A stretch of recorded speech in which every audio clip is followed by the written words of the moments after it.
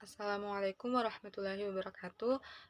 Saya atas nama Sahari dari kelas 19 MP4 akan memaparkan mengenai tugas dari mata kuliah Analisis Kebijakan Pendidikan dengan judul Implementasi Analisis SWOT dalam menentukan rencana pengembangan sekolah di SMPN 1 Watampone. Pendahuluan, paradigma baru manajemen pendidikan memberikan kewenangan luas kepada pihak sekolah atau stakeholder dalam melakukan perencanaan, pengorganisasian, dan pelaksanaan. Jadi, upaya pencapaian tujuan pendidikan secara optimal, baik tujuan nasional, institusional, kurikuler, dan pembelajaran diantaranya ditentukan oleh efektivitas manajemen pendidikan yang dilaksanakan, termasuk manajemen sekolah. Rencana Pengembangan Sekolah atau RPS merupakan salah satu fungsi manajemen sekolah yang amat penting yang harus dimiliki oleh sekolah. RPS berfungsi untuk memberikan arah dan bimbingan bagi para pelaku sekolah dalam rangka menuju tujuan sekolah yang lebih baik dengan risiko yang kecil dan untuk mengurangi ketidakpastian masa depan. Rencana pengembangan bisa didefinisikan sebagai sebuah proses jangka pendek 1 tahun yang mengidentifikasikan bagaimana rencana strategis diimplementasikan. Perencanaan dapat mengantisipasi masalah-masalah dan memberikan jalan bagaimana mengatasinya. Untuk itulah sekolah harus memiliki perencanaan yang dikemas secara sistematis. Pengembangan program sekolah juga harus mempertimbangkan potensi dan kemampuan sekolah, sejauh mana kekuatan sekolah dan lingkungan mendukung keterlaksanaan program, dan apakah terdapat ancaman atau hambatan dalam pelaksanaannya nanti. Sekolah dapat menentukan seberapa besar peluang yang ada dari program yang dikembangkan untuk ditetapkan sebagai suatu rencana-rencana kegiatan yang dapat ditempuh dengan tingkat keberhasilan tinggi. Skripsi milik Eka Susanti, mahasiswa UIN Raya dan Fatha Palembang 2018 yang berjudul Implementasi Analisis SWOT dalam Perencanaan Peningkatan Mutu Pendidikan di Madrasah Sanawiyah Negeri 2 Kota Palembang. Dari hasil penelitiannya menyatakan bahwa analisis SWOT selalu dilakukan setiap tahun untuk merencanakan program kerja ke depannya dengan menggunakan pendekatan kualitatif yang mendeskripsikan penilaian atas kekuatan dan kelemahan dari internal lembaga serta peluang dan ancaman dari eksternal lembaga. Kemudian dengan adanya suatu analisis SWOT, maka sekolah diharapkan mampu mengoptimalkan kekuatan untuk menutupi kelemahan serta mampu memanfaatkan peluang untuk menghindari ancaman, sehingga diharapkan mampu menentukan rencana pengembangan sekolah yang lebih tepat dan optimal. Dan berdasarkan hal tersebut, peneliti tertarik untuk meneliti implementasi analisis SWOT dalam menentukan rencana pengembangan sekolah di SMPN 1 Watampone. Berdasarkan hasil penelitian ditemukan bahwa kepala sekolah di SMPN 1 Watampone selalu melakukan analisis terkait dengan SWOT sekolahnya sesuai dengan harapan dari kementerian.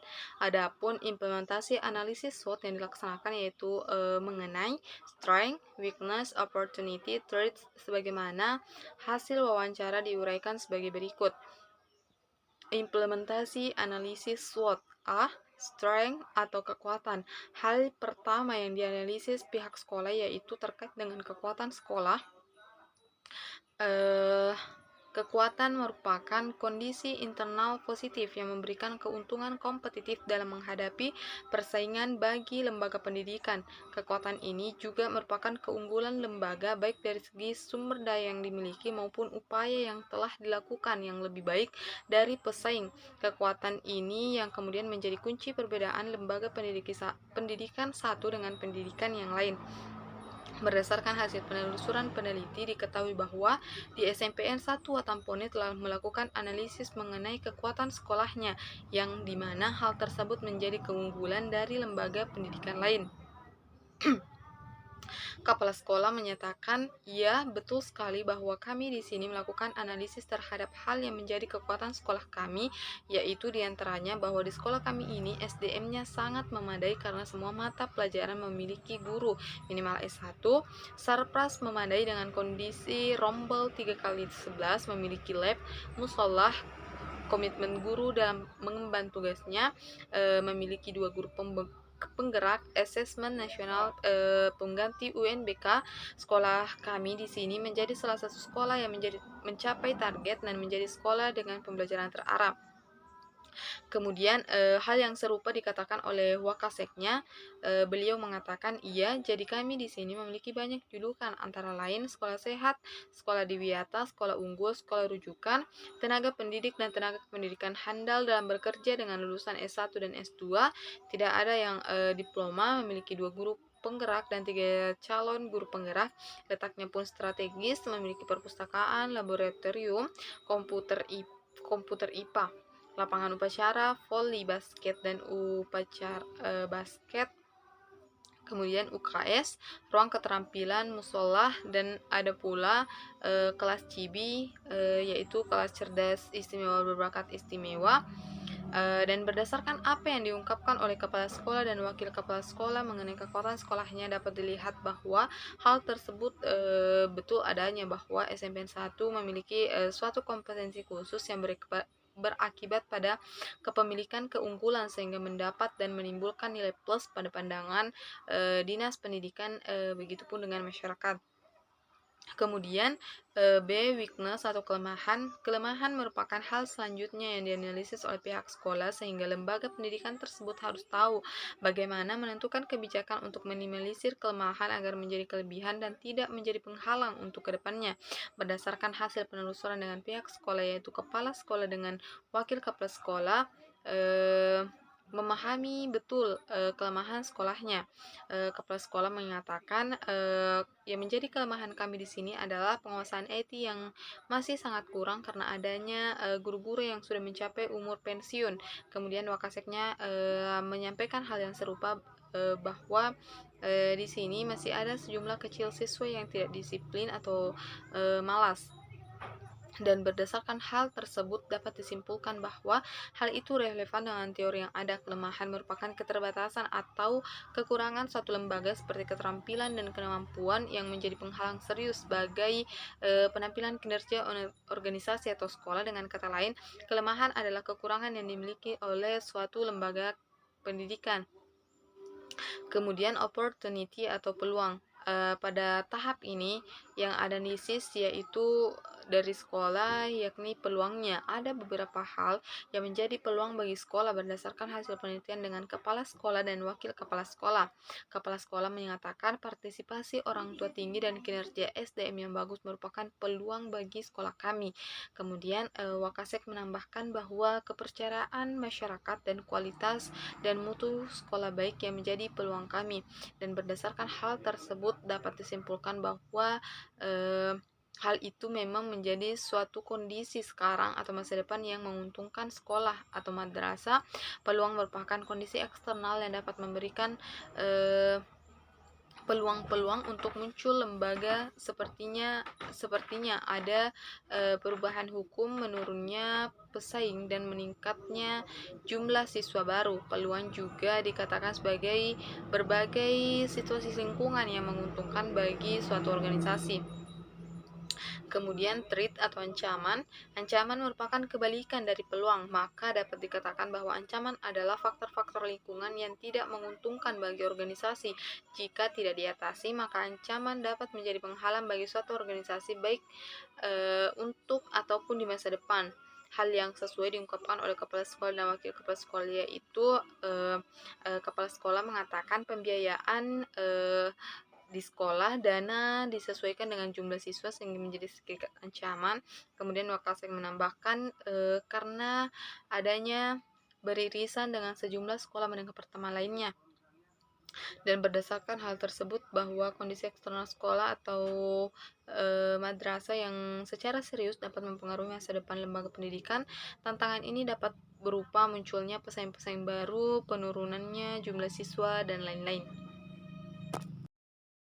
Rencana pengembangan sekolah. Rencana pengembangan sekolah dibuat berdasarkan peraturan perundangan yang berlaku, yaitu Undang-Undang Nomor 25 Tahun 2005 tentang Sistem Perencanaan Pembangunan Nasional, Undang-Undang Nomor 20 Tahun 2003 tentang Sistem Pendidikan Nasional, dan Peraturan Pemerintah Nomor 19 Tahun 2005 tentang Standar Nasional Pendidikan dan Rencana Strategis.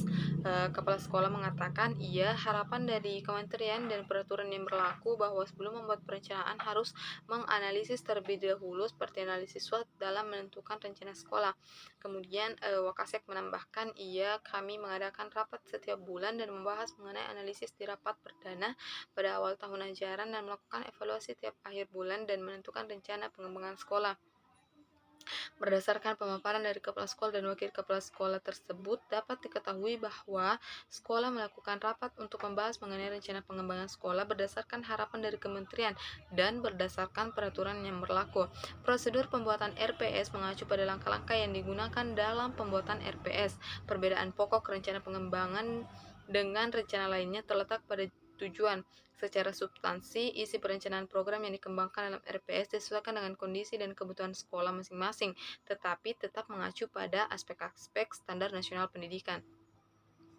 Rencana pengembangan sekolah disusun agar sekolah terus-menerus meningkatkan kinerjanya. Oleh karena itu, selain didasarkan pada visi misi sekolah, perencanaan pengembangan harus didasarkan atas pemahaman yang mendalam tentang keberadaan dan kondisi sekolah pada saat rencana pengembangan itu disusun. Pemahaman semacam ini dapat dilakukan melalui kajian dan telaah mendalam terhadap kondisi internal maupun lingkungan eksternal di mana sekolah itu berada. Perencanaan pengembangan sekolah merupakan proses pengembangan sebuah rencana untuk meningkatkan kinerja sebuah sekolah secara berkesinambungan. Berdasarkan hasil penelitian yang dilakukan kepada kepala sekolah, beliau menyatakan rencana pengembangan sekolah dikatakan sudah mampu untuk meningkatkan kinerja sekolah secara melalui kesinambungan karena adanya pedoman kerja yang berasal dari perencanaan sehingga tersebut memberikan area yang lebih baik untuk sekolah. Dari pernyataan tersebut tergambar jelas bahwa kepala sekolah di SMPN Satu Tampon yang menggunakan suatu pedoman kerja yang berasal dari hasil rapat rencana pengembangan sekolah yang dimana hal tersebut mampu meningkatkan kinerja sekolah secara menyeluruh dan berkesinambungan sehingga memberikan area yang lebih baik kepada sekolah. Kemudian lebih lanjut, kepala sekolah menjelaskan bahwa tidak mudah dalam penentuan rencana pengembangan sekolah, diantaranya itu karena berubahnya kebijakan dari pemerintah. Beliau mengatakan bahwa sebenarnya ada kendala yang kami hadapi di sini dalam penentuan rencana pengembangan sekolah itu sendiri karena begini, saat kami ingin menyusun rencana pengembangan sekolah, ada peraturan dan kebijakan dari pemerintah yang harus diikuti, jadi itu menjadi sedikit hambatan atau kendala.